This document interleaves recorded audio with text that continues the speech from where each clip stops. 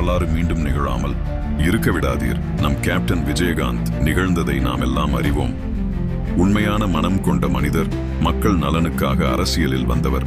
பெரும் ஆதரவையும் கூற்றங்குகளையும் மக்களின் அன்பையும் பெற்ற முதன்மை தலைவராக இருந்தார்.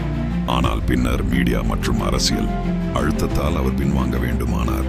நாம் அனைவரும் எப்படி தோல்வியடைந்தார் என்பதை அறிவோம். இப்போது அவரது மரணத்துக்கு பிறகு எல்லோரும் சொல்கிறார்கள், நாம் கேப்டன் விஜயகாந்துக்கு வாய்ப்பு கொடுக்கவில்லை.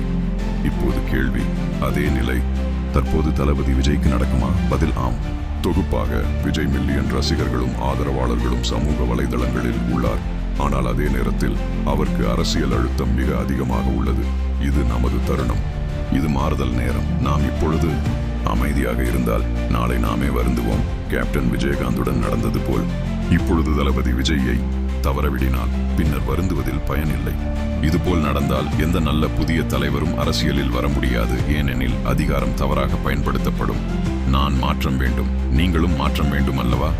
அப்படியெனில் இது நமது ஒற்றுமையை காட்டும் நேரம். தளபதி விஜய்க்கு தேர்தலில் ஆதரவு அளிப்போம். கெட்ட டிஎம்கே அரசை விழுக்க வைக்கும் நேரம் இது. லைக், ஷேர் மற்றும் சப்ஸ்கிரைப் செய்ய மறவாதீர். என்று அமைதியாக இருந்தால் நாளை வருந்துவோம்.